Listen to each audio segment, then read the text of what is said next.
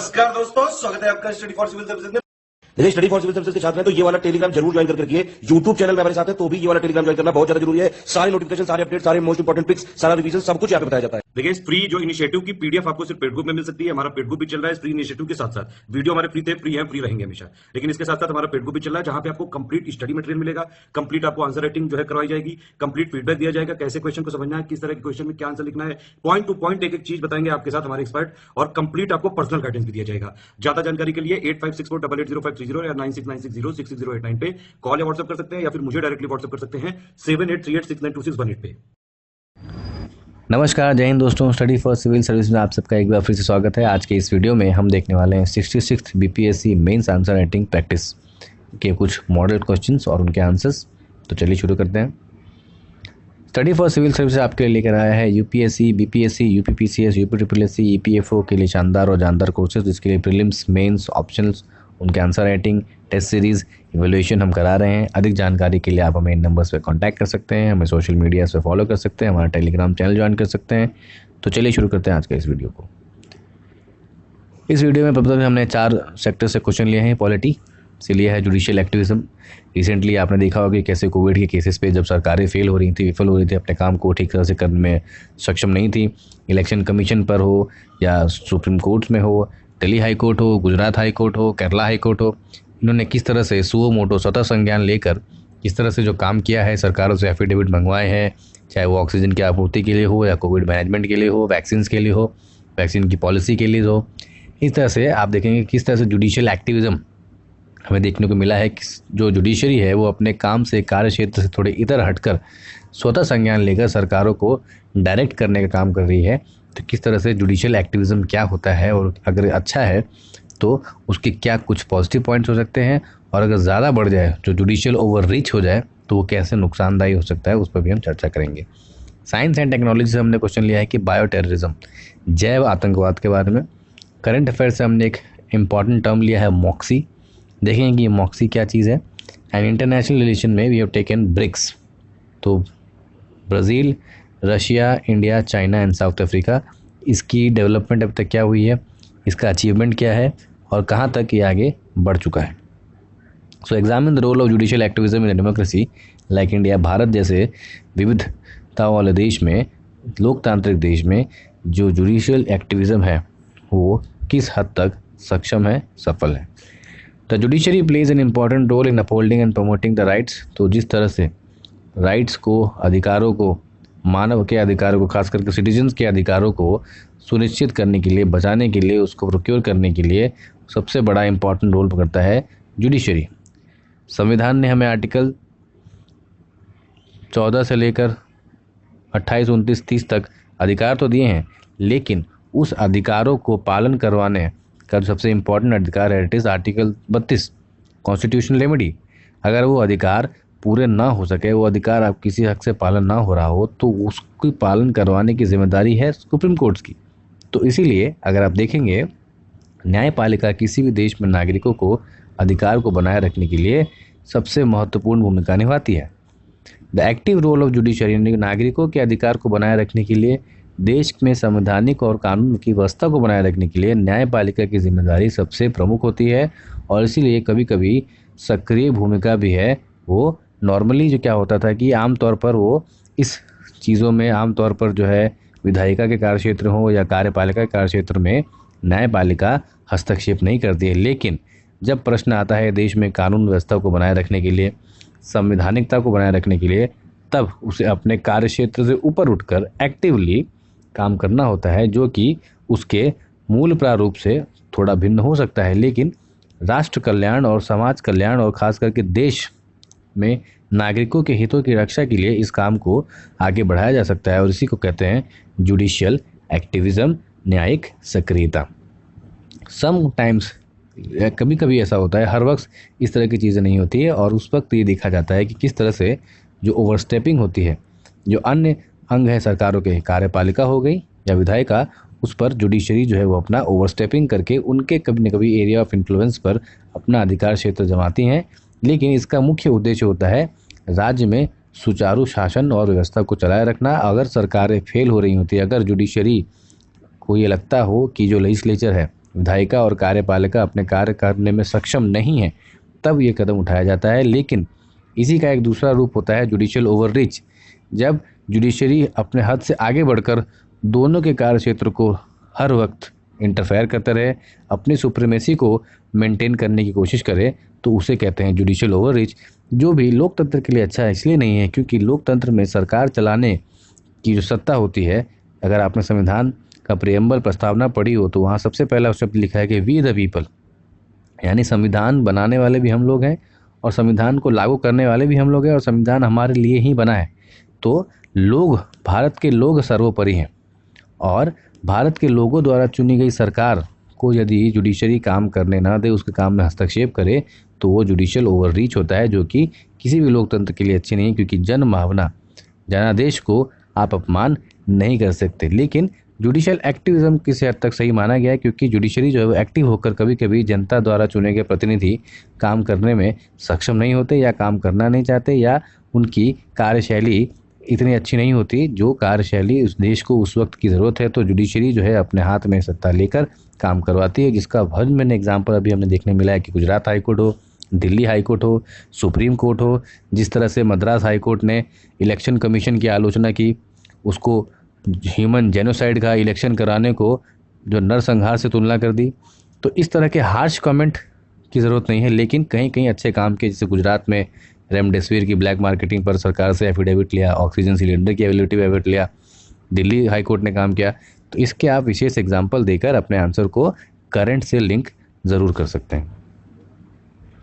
Judicial activism methods. So judicial activity की method क्या है? तो सबसे पहले है जुडिशियल रिव्यू। हर चीज़ को न्यायिक रूप से न्यायपालिका जो है उसकी समीक्षा करेगी, और इसमें कैसे कैसे करते हैं, तो सब दूसरा है फिर पब्लिक इंटरेस्ट लिटिगेशन, PIL से कहते हैं, जनहित याचिका हो गई, या कॉन्स्टिट्यूशनल इंटरप्रिटेशन हो गई, कोई कानून संविधान संगत है या नहीं, संविधान के बेसिक स्ट्रक्चर के अनुरूप है या नहीं, इसकी डिसाइड करने की जो अंतिम अथॉरिटी होती है, फाइनल अथॉरिटी होती है, वो होती है किसके पास? सुप्रीम कोर्ट के पास।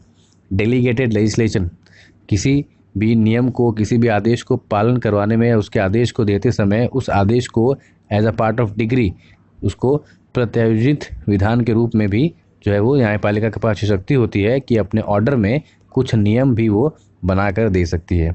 Supervisory power of higher courts, जो लोअर कोर्ट्स है उनके ऊपर सुपरवाइजरी पावर, यानी कि कभी कभी जो लोअर कोर्ट्स है वो किसी इन्फ्लुएंस में आकर या under the miss representative facts कोई ऐसा नियम दे दे जो संविधान संगत ना हो या तर्क संगत ना हो, उसको पलटने का, उसको बदलने का पूर्ण अधिकार होता है बड़े कोर्ट्स के पास, खास करके हाई कोर्ट्स और सुप्रीम कोर्ट के पास। अब इसका सिग्निफिकेंस, इसका महत्व क्या है? तो महत्व यह है कि सबसे पहले हमने बात किया कि सिग्निफिकेंट राइट, यानी कि भारत में भारतीय लोगों का, सिटीजन का, नागरिकों का अधिकार बचाने की सबसे बड़ी महत्व का इसका है। दूसरी, चेक एंड बैलेंस बना रहता है। सरकार जो है, चुनी हुई सरकार या फिर एग्जीक्यूटिव कार्यपालिका जो निरंकुश ना हो जाए, उसको पता रहे कि हमारे सर पर भी तलवार लटकी है, judiciary is there to watch us, so वो अपने काम को ढंग से और एफिशिएंट तरीके से करेंगे। इंडियन जुडिशरी जो है उसको गार्जियन ऑफ कॉन्स्टिट्यूशन कहा जाता है। तो कायदे से देखें तो संवैधानिकता बनी रहे और देश संविधान के हिसाब से चले, ये देखना, ये मानना जो है वो सुप्रीम कोर्ट का काम है, खास करके अलग जुडिशरी। तो इसलिए जुडिशरी जो है को एक्टिव होना एक अच्छी बात है, बट इतना एक्टिव नहीं हो जाना चाहिए कि वो ओवर रीच हो जाए, हर तरह के कार्य क्षेत्र में हस्तक्षेप करने लगे। आर्टिकल 13 विद आर्टिकल 32 और 226 साथ में पढ़े तो वो जो है जुडिशियल रिव्यू, न्यायिक समीक्षा को जो है वो सही ठहराता है, उसकी शक्ति जो है वो कोर्ट्स को देता है। और जुडिशरी जो है, जैसे कि आपने कहा होगा कि अभी सुना है, गुजरात हाई कोर्ट ने कहा दिया गुजरात सरकार को कि judiciary is not going to be a mere spectator. हम बैठकर सब कुछ होता हुआ नहीं देखेंगे, लोगों को ऑक्सीजन की कमी से मरता हुआ नहीं देखेंगे। We will come into play, we will ask you to do something work, we will ask you to affidavit, we will ask for accountability, we will not just be a mere spectator. This is the significance of the judicial activism. Now Bharat में किस तरह से judicial समीक्षा चल रही है? तो proper check and majority in politics. Bharat में जो मेजॉरिटी इन पॉलिटिक्स, आपको पता है कि लोकतंत्र में चीज़ें वोट बैंक पॉलिटिक्स काफ़ी ज़्यादा इन्फ्लुएंस होती हैं। तो कोई सरकार वोट बैंक के नियम में वोट बैंक को बजाय रखने के लिए कुछ ऐसा कदम ना उठा ले जो लोकतंत्र के लिए और संवैधानिकता के लिए खतरे की घंटी बजा दे। इसलिए उसको चेक एंड बैलेंस करना बहुत बार किया गया है। खास करके आप देखेंगे तो केशवानंद भारती वाले केस में हो या गोलकनाथ केस में हो, बेसिक स्ट्रक्चर का जो कमिटमेंट हो, 2G केस में हो, किस तरह से जुडिशियल रिव्यू लिया गया है, जुडिशियल एक्टिविज्म की गई है और बार बार संविधानिकता को बनाए रखने के लिए जुडिशरी ने हस्तक्षेप किया है एक्टिव रहकर। ठीक है, 2G स्कैम में सुप्रीम कोर्ट ने 122 कंपनियों के टेलीकॉम लाइसेंस कैंसिल कर दिए। इसी तरह से सुओ मोटो यानी जो CAG थे उस वक्त विनोद राय, उनकी रिपोर्ट पर संज्ञान लेते हुए स्वतः सुओ मोटो कॉग्निजेंस लेते हुए इस तरह के काम किए।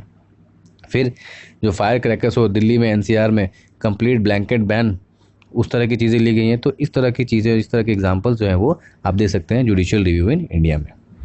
बढ़ते हैं दूसरे प्रश्न की तरफ कि व्हाट इज़ बायो टेररिज्म, जैव आतंकवाद क्या है और इसका मुकाबला करने के लिए भारत में किस तरह से, what are the legal measures, Bharat में किस तरह के ऐसे कानूनी नियम हैं कि हम इससे लड़ सकें।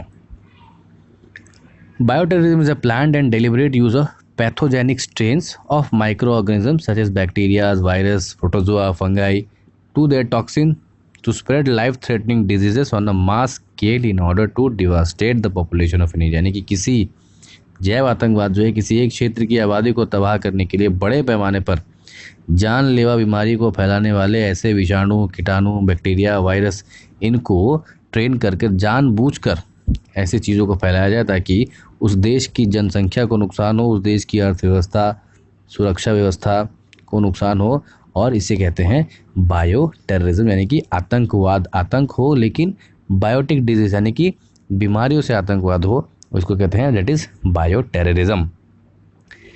मॉडर्न वारफेयर में नवीन जो अघोषित युद्ध की तरह इसको यूज़ किया जाता है दैट इज़ अनडिक्लेयर्ड वार। तो जो अनडिक्लेयर्ड वार होता है, प्रॉक्सी वार जिसे कहते हैं, तो प्रॉक्सी वार के समय इस तरह की चीज़ों को यूज़ किया जाता है। खासकर कि जो आप देखेंगे द्वितीय विश्व युद्ध में जर्मनी द्वारा ये कॉन्सेप्ट में लाया गया था, बहुत सारे देशों ने इसको बाद में यूज़ किया। हाल में इस पर अलग अलग कन्वेंशंस भी बने हैं, उस कारण बहुत सारे नियम हैं, लेकिन इसको कहीं ना कहीं बायो टेररिज्म हो या केमिकल वेपन्स हो, अलग अलग देश इसको समय समय पर यूज़ करते हैं। खासकर रिसेंट एग्जांपल अगर आप देखें तो ये जो बायो टेररिज्म का कॉन्सेप्ट है वो वुहान वायरस USA और चीन आपस में लड़ रहे हैं कि आपने फैलाया और आपने फैलाया, तो ये बायो टेररिज्म का केस बन रहा है। दूसरा केमिकल वेपन्स का आपने सुना होगा, नोवोचैक वैक्सीन और नोवोचैक gas was used by the Putin on his rival Alexei Navalny. So these kind of vaccination are being continuously running in the basic past. In the modern era it is used। तो ये modern यानी कि जो 1945 के बाद जो सदी चल रही है उसके में सबसे ज़्यादा घातक है और सबसे ज़्यादा यूज़ किया जा रहा है, और सबसे ज़्यादा यूज़ करने पर सबसे ज़्यादा मारक इसकी क्षमता बहुत ज़्यादा है। किसी देश की अर्थव्यवस्था हो या उसकी नागरिक को सबसे ज़्यादा नुकसान अगर न्यूक्लियर वेपन के बाद कोई पहुंचा सकता है तो ये बायो वेपन है। और सबसे इसमें लीथल चीज़ ये सबसे खतरनाक ये कि इसका ट्रेल और ट्रेस नहीं हो सकता और पूरी की पूरी व्यवस्था ही क्रम्बल कर जाती है। That is very very effective and lethal. इसका मुख्य उद्देश्य होता है कि घातक बीमारी और अराजकता को फैलाकर अर्थव्यवस्था और जो सोशल लॉ एंड ऑर्डर है, पूरी गवर्नमेंट स्ट्रक्चर, सोसाइटी कंप्लीटली, यानी कि 3 फ्रंट पर लड़ाई की जाए, economy, society, health and law and order, और कम्प्लीटली किसी देश को घुटने पर लाकर चाहा जाए तो 1 महीने के अंदर अंदर कोई भी देश घुटने पर आकर खड़ा हो सकता है। जिस तरह से आप कोविड-19 को देख रहे हैं कि बड़े से बड़े देश, बड़ी से बड़ी अर्थव्यवस्था हो, यूरोप की अर्थव्यवस्था हो या अमेरिका की अर्थव्यवस्था हो, उसको घुटने पर लाकर खड़ा कर दिया था इस तरह की चीज़ों ने। हालांकि ये अभी तक प्रूव नहीं हुआ है कि कोई बायो टेररिज्म था या नहीं, लेकिन किस तरह से एक छोटा सा virus complete world global economy को घुटनों पर लाकर खड़ा कर सकता है, that is a very basic example. Based on इस डिग्री ऑफ सिविल, यानी कि अपनी जो है वो प्रसार के एजेंटों की गंभीरता के हिसाब से इसको 3 कैटेगरी में बांटा गया है, कैटेगरी ए, कैटेगरी बी और कैटेगरी सी। कैटेगरी ए ऐसे होते हैं जो हाई रिस्क, जो हाई प्रायोरिटी एजेंट होते हैं, जो राष्ट्रीय सुरक्षा पर खतरा होते हैं, क्योंकि इसका जो ट्रांसमिशन रेट है, ठीक है, वो इजीली एक व्यक्ति से दूसरे व्यक्ति तक फैलाया जा सकता है, जैसे कि, और उसमें मोर्टेलिटी रेट जो होते हैं, यानी कि जो मरने की दर होती है, मृत्यु दर भी बहुत काफ़ी ज़्यादा होती है, दैट इज़ बोस्टुलिस कॉस्ट्रियम हो सकता है, बोटुलिन टॉक्सिन और प्लेग, इस तरह की चीज़ें को कैटेगरी ए में रखा गया है। कैटेगरी बी में जो वो सेकंड हाईएस्ट प्रायोरिटी होती है, जैसे कि ब्रुसोलिस। फिर कैटेगरी सी में इमर्जिंग पैथोजोन, जो नए नए पैथोजोन्स है और मास जिसको इंजीनियरिंग करके बनाया जाता है खुद से, that is based on genetical engineering and they have been dismantled in the future, यानी कि पहले से उसका जो है प्रसार के लिए इंजीनियरिंग किया जा सकता है, जिन्हें भविष्य में बड़े पैमाने पर यूज़ किया जा सकता है, जिसका एग्जांपल आप समझिए तो नीपा हो गया, हंटा हो गया, कोविड-19 हो गया, सार्स हो गया, मर्स हो गया, इस तरह की जो चीज़ें आती हैं वो कैटेगरी सी में आएंगी। ये सारे एजेंट को स्कड मिसाइल से हो सके या स्प्रे के साथ हो गए, मोटर वेपन हो गए, हैंड पंप स्पेयर, इन सब से गन, रिमोट कंट्रोल, रोबोट्स, किसी भी एजेंट के द्वारा आराम से छोड़ा जा सकता है और फैलाया जा सकता है। अब भारत में कौन से मेजर्स है, हालिया किस तरह के कानून हैं इस तरह के बायो टेररिज्म से लड़ने के लिए? तो epidemic disease act 1897, national disaster management authority act उसमें है। आपको पता होगा हाल में जो लॉकडाउन और कोविड में जो लॉकडाउन लगते हैं या जो और भी नियम होते हैं वो अभी जो है एपिडेमिक्स कंट्रोल एक्ट के हिसाब से चल रहे होते हैं। Half of the existing force is specially trend, जो भारत की जो सेना है उसमें से आधे को खासकर केमिकल और बायोलॉजिकल और रेडियोलॉजिकल न्यूक्लियर वेपन्स से लड़ने के लिए CBRN से लड़ने के लिए विशेष ट्रेनिंग दी गई है। Integrated disease surveillance project IDSP जो वर्ल्ड बैंक के साथ चलाया जा रहा है, इस तरह की जो है टेररिज्म को, बायो टेररिज्म को काउंटर करने के लिए प्रोजेक्ट जो है भारत में चल रहे हैं। इंटरनेशनल लेवल पर क्या क्या हो रहा है, तो जैविक हथियार सम्मेलन जिसको कहते हैं बायोलॉजिकल वेपर कन्वेंशन, वो हुआ था जो पहली बार एक मल्टीलैटरल बहुपक्षीय निशस्त्रीकरण एक एग्रीमेंट बना था, जो कि डेवलपमेंट जिसके आगे चलकर स्टॉक पाइलिंग, जिसको किसी भी बैनिंग कहता था, किसी भी तरह के बायोलॉजिकल या फिर टॉक्सिक वेपन को बनाना, रखना और स्टोर करने पर वो कंप्लीट मनाही देता था, डिसआर्ममेंट। फिर इंटरपोल ने बायो टेररिज्म प्रिवेंशन यूनिट एक अलग से बना रखी है। कार्टेजेना प्रोटोकॉल ऑन बायोसेफ्टी हो या फिर अलग हो LMO लिविंग मॉडिफाइड ऑर्गेनिजम्स, जीवित संशोधित जीवों के कंट्रोल और उसके अनवांटेड एक्सपोर्ट पर रोक लगाने के लिए कार्टेजेना प्रोटोकॉल काम कर रहा है। तो इस तरह की चीज़ें आप इसमें लिख सकते हैं। आगे बढ़ते हैं तीसरे प्रश्न की तरफ कि critically analyse the role of BRICS in the recent days. हाल के दिनों में ब्रिक्स की भूमिका का समालोचनात्मक विश्लेषण करना है। तो पहले बता देंगे कि ब्रिक्स की बैकग्राउंड क्या है। तो 2001 में स्टार्ट होती है, गोल्डमैन स्मैक द्वारा एक कॉन्सेप्ट दिया जाता है कि ये सारे पहले शुरू होता है रिक्स और बाद में इसमें जुड़ते हैं ब्राज़ील और बाद में फिर सबसे ज़्यादा जो है वो South Africa. 2010 economic would come into dominate. तो इन्होंने बताया कि ये जो है ऐसी अर्थव्यवस्थाएँ हैं 2010 में कि 2050 आते आते ये जो है वो डोमिनेट करने वाले हैं। तो इनको मिलकर एक संगठन बनाना चाहिए और बाद में इन्होंने मिलकर एक संगठन बनाया और उसका जो मुख्य उद्देश्य है वो है विकास, सहयोग को बढ़ावा देना और मानवता विकास में सकारात्मक प्रभाव डालना, यानी aims at making a positive impact on the development of the humanity and establishing a more equitable and fairer world. विशेषतः इसको देखा जा रहा था कि अमेरिका के विरुद्ध जो NATO संगठन है उसके विरुद्ध एक इकोनॉमी हो। पहले 8 चलते थे, तो G8 के बदले में एक अलग से इकोनॉमिक मॉडल तैयार हो, उसको इस तरह से देखा जा रहा था। खास करके एशियन कंट्रीज में, इसमें आप देखेंगे रशिया हो, चाइना हो, इंडिया हो, इवन साउथ अफ्रीका हो, तो ये लोग जो थे वो थर्ड वर्ल्ड कंट्री से निकले हुए देश थे। तो ब्रिक्स के बारे में और कुछ चीज़ें बताएं तो पहले अगर आप मैप बना सकते हैं तो आप मैप बनाकर अलग अलग कंट्रीज़ को हाईलाइट करके वर्ल्ड मैप में बता सकते हैं कि ये सारे देश जो हैं वो ब्रिक्स के देश हैं। ये जो है पूरे दुनिया के 50% इकोनॉमिक ग्रोथ कंबाइन करता है, 43% पॉपुलेशन है, विश्व GDP का 23% है, 26% जो है उसका ग्लोबल एरिया यानी कि वैश्विक भूमि क्षेत्र का 26% उसके पास है। टोटल IMF कोटा का जो इंटरनेशनल मॉनेटरी फंड है उसका 15% शेयर इसके पास है और वर्ल्ड बैंक में 13% वोटिंग पावर, यानी कि एक बहुत बड़ी संगठन है जो आर्थिक रूप से हो या फिर भौगोलिक रूप से हो या फिर सोसाइटी यानी कि लोग जनांकीय रूप से हो, तीनों ही क्षेत्र में ये जो एक प्रमुख ऑर्गेनाइजेशन है और बहुत ही ज़्यादा इसका इम्पैक्ट है। अब इसके कुछ उपलब्धियों को देख लेते हैं। तो सबसे पहला है न्यू डेवलपमेंट बैंक NDP जो ब्राज़ील में बना है। भारत के बाद NDP में जो है चीन सबसे बड़ा शेयरधारक है और इस NDP से भारत को बहुत ज़्यादा फ़ायदा भी हुआ है। उसके पास 10 बिलियन का एक रिज़र्व बना हुआ है, $10 बिलियन का, जो किसी भी तरह के पैंडेमिक महामारी से लड़ने में काम आ सकता है। इंडिया जो है NDP बनाने के लिए सबसे प्रमुख देश था और अभी तक का सबसे ज़्यादा जो बेनिफिशियरी भी रह चुका है।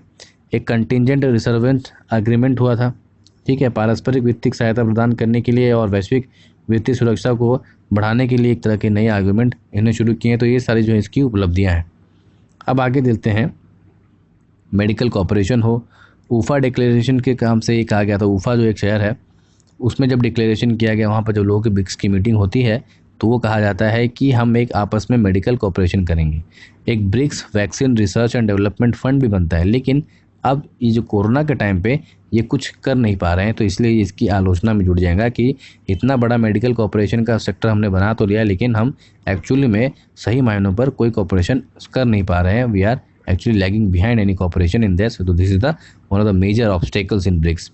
BRICS science technology and innovation STI framework भी है, जिसमें वो लोग अपने आप को साइंस में, टेक्नोलॉजी में एक दूसरे को हेल्प करेंगे, लेकिन वो भी ऐसा कुछ खास दिख नहीं रहा है. ठीक है. Expanding trade over the past 5 years. तो इंट्रा ब्रिक्स और जो ट्रेड है यानी ब्रिक्स के अंतर के देशों में 45% के आसपास जो है व्यापार में वृद्धि हुई है. ब्रिक्स का एक पेमेंट टास्क फोर्स है. रैपिड सूचना सुरक्षा चैनल की BRICS, rapid information security channel RISC भी काम करता है. तो इस तरह की जो है इसकी उपलब्धता है. ब्रिक्स ने आपस में मिलकर ये सारी चीज़ें की थी, लेकिन आज क्या वो सक्सेसफुल है उसके हम शॉर्ट कमिंग्स देखेंगे, उसकी हम क्रिटिकली एनालिसिस करेंगे. तो आज के समय में अपने दो प्रमुख समझदार भारत और चीन के बीच में जो संबंध है या सीमा विवाद हो उसको सुलझाने में बिल्कुल भी नाकाफ़ी रहा है. और इसके साथ साथ आप देखेंगे कि भारत चीन के बीच में जो आर्थिक संबंध है वो भी कहीं ना कहीं नीचे आ रहे हैं because of the border tension. और इसमें ब्रिक्स जो कोई भूमिका निभा सकता था, क्योंकि उसमें रशिया भी है, साउथ अफ्रीका भी है, लेकिन ये नहीं कर पा रहा है. Reluctance of China in sharing the covid data. Covid data के आसपास वो शेयरिंग नहीं कर पा रहा. जो ट्रांसपेरेंसी उनको मेंटेन करनी चाहिए थी वो नहीं हुआ. इंटरनेशनल वैक्सीन डेवलपमेंट फंड, जो ब्रिक्स डेवलपमेंट फंड है, वो काम नहीं हुआ. रशिया ने अपनी अलग वैक्सीन बनाई, चाइना ने अलग बनाई, इंडिया ने अलग बनाई. अगर तीनों मिलकर एक साथ प्रोडक्शन करते तो हाई लेवल प्रोडक्शन हो सकता था, लेकिन ऐसा कुछ हुआ नहीं. दूसरा, ट्रस्ट डेफिसिट है. एक दूसरे को हम लोग शक की निगाह से देख रहे हैं, तो ट्रेड बैलेंस कहाँ से होगा. कोई विशेष एजेंडा दिख नहीं रहा, खास करके अभी देखिए जो क्वाड आ गया और ठीक इसी तरह का एक अलग शंघाई कोऑपरेशन SCO. तो ब्रिक्स का रेलेवेंस कुछ खास दिख नहीं रहा है. ब्राज़ील की इकोनॉमी नीचे जा रही है और साउथ अफ्रीका भी कुछ बढ़िया कर नहीं रहा. और कोविड-19 के टाइम पे रशिया हो तो उसमें भी कुछ खास डेवलपमेंट मिल नहीं रहा. तो इंडिया और चाइना केवल दो रह गए हैं जिनके बीच में पारस्परिक संबंध ना के बराबर है. और सबसे बड़ा उसका जो प्रॉब्लम है कि आतंकवाद के ऊपर कोई इनका विशेष टिप्पणी नहीं, विशेष राय नहीं, कोई डेफिनेशन नहीं. आतंकवाद का अब तक इन्होंने डिफाइन नहीं किया. और ख़ास करके साउथ एशिया में भारत जैसे देश में आतंकवाद जो एक बहुत बड़ी समस्या है, उससे लड़ने के लिए कोई डेफिनेशन ही नहीं बनाई है. तो उससे लड़ेंगे कैसे? तो इसलिए भारत के लिए इसका कोई फ़ायदा नहीं हो रहा, भारत के लोगों के लिए कोई फ़ायदा नहीं हो रहा, और इसलिए यहाँ पर एक ऑब्स्टेकल में अटका हुआ है. उसके साथ साथ चाइना जो है इसको 1 बेल्ट 1 रोड पॉलिसी को प्रमोट करने के लिए यूज़ कर रहा है और भारत इसका विरोध कर रहा है. यानी कि इसके जो मेंबर्स है वो आपस में उनकी नहीं बन रही. तो ब्रिक्स कैसे सक्सेसफुल हो सकता है, इसको आपको यहाँ पर क्रिटिकल एनालिसिस देना है. देखते हैं what the term Moxie. Moxie जो है काफ़ी शब्दों में रहा है. तो मॉक्सी है क्या चीज़ और किस तरह से जो स्पेस एक्सप्लोरेशन में ये आगे चलकर स्पेस अंतरिक्ष अन्वेषण में क्रांति लाने वाला. तभी तक तो आप समझ ही गए होंगे कि something is related to space and exploration. तो देखते हैं क्या चीज़ है. मॉक्सी का फुल फॉर्म होता है mass oxygen in situ resource utilisation experiment. यानी कि इन सीटू यानी जोग्राफिक एक्टर पे, इन सीटू यानी उसी जगह पर, और एक्स सीटू मतलब उस जगह से बाहर. तो मार्स में ऑक्सीजन बनाने वाले एक इक्विपमेंट का नाम दिया गया मॉक्सी. जो मार्स का, जो नासा का जो प्रिजर्वेंस मिशन है, जो नासा के प्रिजर्वेंस मिशन जो कि मार्स पर लैंड हुआ है, प्रिजर्वेंस, उस पर एक डिवाइस है जिसका नाम है मॉक्सी. मॉक्सी का मुख्य रोल क्या है? The role of the basic aim is to generate oxygen. और वो कैसे करता है? तो इट इनहेल्स कार्बन डाइऑक्साइड और ऑक्सीजन को बाहर निकालता है. नासा के प्रिजर्वेंस मिशन का ये प्रणाली जो है वो अंतर्निहित यानी इनबिल्ट सिस्टम है. ये जो है एक डिवाइस आता है, a device with a rover, यानी कि घूमने वाले रोबोट के जैसा एक डिवाइस है. उसमें वो घूमता है and it is able to produce oxygen from the Martian atmosphere for time. यानी कि पहली बार मार्स के एटमॉस्फेयर में किसी डिवाइस ने वहाँ पर मार्स में रहकर इन सीटू ऑक्सीजन को जनरेट करने में सफलता हासिल की है. और यह भविष्य में चलित मिशनों के लिए एक आशा का वादा करता है जो अंतरिक्ष में यात्रियों को सांस लेने और पृथ्वी पर लौटने की तकनीक. यहाँ को पता होना चाहिए कि जब बड़े बड़े एक्सप्लोरेशन करते हैं, स्पेस के बड़े बड़े अन्वेषण होते हैं, तो सबसे बड़ी चिंता होती है वही फूड एंड ऑक्सीजन. और अगर हम ऑक्सीजन मार्स पर ही बना सकते हैं तब तो जो आधा जो पेलोड है हमारा वैसे ही कम हो जाएगा, तो हम लंबे समय तक यूज़ कर सकते. दूसरा, ऑक्सीजन जो है धरती पर रॉकेट को वापस लाने के लिए भी उसमें रिफ्यूलिंग के लिए बहुत ज़्यादा अमाउंट यूज होता है. तो यहाँ से जो पेलोड जा रहा है वो एक एक्स्ट्रा ऑक्सीजन लेके जाता है कि जो सेकंड टाइम आए तो उसके जो इंजन बस्टिंग हो और इंजन मैनेजमेंट हो, फ्यूल में तरह ऑक्सीजन को यूज़ किया जाता है। तो ये भी अगर हम मार्स में ही बना सकेंगे तो हमको इस तरह के पेलोड को यूज़ नहीं करना पड़ेगा, तो हम और ज़्यादा लोगों को ले जा सकते हैं और ज़्यादा डिवाइसेस एक साथ ले जा सकते हैं, हल्की हल्की मिसाइल, हल्के हल्के रॉकेट बना सकते हैं जो हमारे काम को सक्सेसफुल बनाए और इकोनॉमिक भी हो और इफ़ेक्टिव भी हो। अब ये ऑक्सीजन प्रोड्यूस करता कैसे है? तो मंगल ग्रह पर ग्रह के वायुमंडल में 96% जो है केवल और केवल कार्बन डाइऑक्साइड है और ऑक्सीजन जो है केवल 0.13% है, जो पृथ्वी में कितना है 21%। तो जैसे पेड़ अर्थ में करते हैं, धरती पर कार्बन डाइऑक्साइड लेकर ऑक्सीजन को छोड़ते हैं, इसी तरह से मोक्सी भी क्या करता है कि कार्बन डाइऑक्साइड लेता है और ऑक्सीजन को छोड़ता है। मोक्सी जो है एटम्स के, ऑक्सीजन एटम्स को कार्बन डाइऑक्साइड के मॉलिक्यूल्स से अलग करता है। CO2 को, कार्बन को अलग कर देता है और O2 को अलग करता है। By using a heat temperature जो है वो 800 डिग्री सेल्सियस का तापमान को यूज़ करके ये प्रोसेस को शुरू करता है, जिसको हम कहते हैं डीकार्बोनाइजेशन प्रोसेस। तो कार्बन अलग हो जाता है, ऑक्सीजन अलग हो जाता है और फिर जो उसका वेस्ट प्रोडक्ट होता है वो होता है कार्बन मोनोऑक्साइड, जो कि खुद एक जहरीली गैस है जो फिर मार्स में उसको रिलीज़ कर दिया जाता है। तो कार्बन डाइऑक्साइड से 2 बाय प्रोडक्ट बनते हैं, एक बनता है O2 और एक बनता है CO, और इसी को आगे चलकर वो जो है यूज़ करते हैं। मोक्सी को इस तरह से डिज़ाइन किया गया है कि 10 ग्राम ऑक्सीजन प्रति घंटे वो बना सकता है, इतनी उसकी क्षमता है और इसे प्रिजर्वेंस रोवर के अंदर रखा गया है। लेकिन इसकी उस जो वज़न है वो आप देखेंगे 3.7 पॉइंट यानी कि 17 किलोग्राम की है। लेकिन जब वो मार्स में जाता है, क्योंकि वहाँ पे ग्रेविटी कम है, तो उसका वज़न कम हो जाता है, 6.5 ग्राम के आसपास, 6.5 किलो।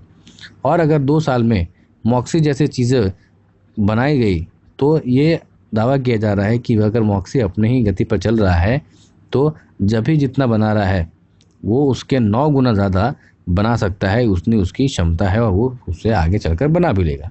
मॉक्सी जो है वो केवल एक टेस्ट मॉडल है और अगर ये मॉडल सक्सेसफुल हुआ तो हम इससे बड़े बड़े मॉडल्स को वहाँ पर अप्लाई कर सकते हैं और 100 गुना ज़्यादा सपोर्ट दे सकते हैं और वहाँ पर जो है ह्यूमन सपोर्ट को, ह्यूमन मिशंस हो, स्पेस स्टेशंस हो, एक्सप्लोरेशन हो, उसको काफ़ी ज़्यादा सपोर्ट इससे मिल सकती है। अब ये किस तरह से आने वाले समयों में जो है वो स्पेस एक्सप्लोरेशन को बदल सकता है, तो आपको पता है कि due to the availability of oxygen, मंगल ग्रह पर पर्याप्त मात्रा में ऑक्सीजन की आपूर्ति से चालक दल के मिशन को वहाँ पर जो ऑक्सीजन चाहिए वो एक्स्ट्रा कैरी करके ले जाना होगा। तो वो जो रॉकेट बनाने में जो खर्चा होता है स्पेस शटल में, उसमें खर्च में कमी आएगी। दूसरा, रॉकेट का वजन कम होगा तो उसके फ्यूल में कमी आएगी। तीसरा, वहाँ पर हम ऑक्सीजन बना सकेंगे तो वहाँ पर ज़्यादा लंबे समय तक हम रह सकते हैं, ज़्यादा एक्सप्लोरेशन कर सकते हैं, ज़्यादा रिसर्च हो सकता है और रिटर्न करने पर भी जो ऑक्सीजन हमें बनाना पड़ता है वो ऑक्सीजन वहीं पर मिल जाएगा। तो जो extra baggage of oxygen carrying is going to be diminished. Second, वहाँ पर जो प्रेजेंट स्टे, जो बड़ी सोच लगाई जा रही है टेस्ला जैसे बड़ी बड़ी कंपनियों के, मार्स पर व्यक्ति रह सकते हैं, ह्यूमन हैबिटेशन हो सकता है। तो अगर हम ऑक्सीजन प्रोड्यूस कर सकते हैं तो किसी तरह से अगर हमने उसको वाटर वेपर में कन्वर्ट करा लिया तो फिर वहाँ के एटमॉस्फेयर में हम वर्षा करा सकते हैं, मॉइस्चर बना सकते हैं and that will lead to a complete human evolution. हो सकता है कि कभी एक समय ऐसा है कि मार्स में ह्यूमन हैबिटेशन भी बस जाए और इसी तरह से मॉक्सी जो है ये एक उम्मीद की किरण बताता है कि किस तरह से आगे चल सकते हैं। Ability of oxygen will preserve, जो ऑक्सीजन की उपलब्धता जो है वो लंबी रूप से मानव उपस्थिति को सुनिश्चित करेगी। अधिक स्टेशन आधारित अनुसंधान किए जा सकते हैं, नहीं वहाँ पर रहकर अधिक अनुसंधान हो सकते हैं, ठीक है। और ऑक्सीजन की ज़रूरत केवल और केवल एस्ट्रोनॉट को नहीं लगती, लेकिन रॉकेट जो है वापस आ रहे होते हैं उनमें भी लगती है, तो वो खर्च भी बच जाएगा और जो स्पेस शटल है उसका रीयूजिंग भी अच्छे से की जा सकती है। और पॉसिबिलिटी है कि future of human habitations in the planet, ये चीज़ें हो सकती हैं जैसे कि किसी ने कभी सोचा नहीं था कि कोई व्यक्ति हवा में उड़ सकता है, तो हमने एरोप्लेन बनाया, ठीक है। लंबे दूरी पर बिना कांटेक्ट की बात हो सकती है तो वी मेड अ टेलीफोन। तो क्या संभव नहीं है कि आगे चलकर 20-25 साल में ऐसा भी हो कि हम मार्स पर रह रहे हो, मार्स पर एक हैबिटेशन कर रहे हो, जिस तरह से हम वहाँ ऑक्सीजन बनाने में कामयाब हो गए। हो सकता है कि उसी ऑक्सीजन को हम अगर मून पे, चंद्रमा पे बनाने में कामयाब हो गए, तो चंद्रमा तो काफ़ी नज़दीक है, तो हो सकता है कि अब वीकेंड पे आप निकले और चंद्रमा घूम कर आएँ। तो इस तरह की चीज़ें जो है वो आगे चलकर मॉक्सी जो है वो स्पेस एक्सप्लोरेशन में एक नई राह खोल रहा है और स्पेशली जो भारत का जो मिशन है गगनयान, अगर गगनयान बनने तक ये टेक्नोलॉजी विकसित हो गई और भारत ने भी इसको डेवलप कर लिया तो हो सकता है कि इंडिया भी अपना एक स्पेस स्टेशन बना ले और मार्स में मिशन हो या फिर वीनस में मिशन हो, इवन मून पर मिशन हो, हम वहाँ पर लंबे दूर तक कोई व्यक्ति भारतीय सैटेलाइट द्वारा यानी कि इसरो की सैटेलाइट द्वारा भारत का कोई व्यक्ति जो है वो चांद पर चला है। उससे पहले जो है हमारे राकेश शर्मा जी गए थे, लेकिन वो रसिया के रॉसकॉस्मोस के द्वारा गए थे।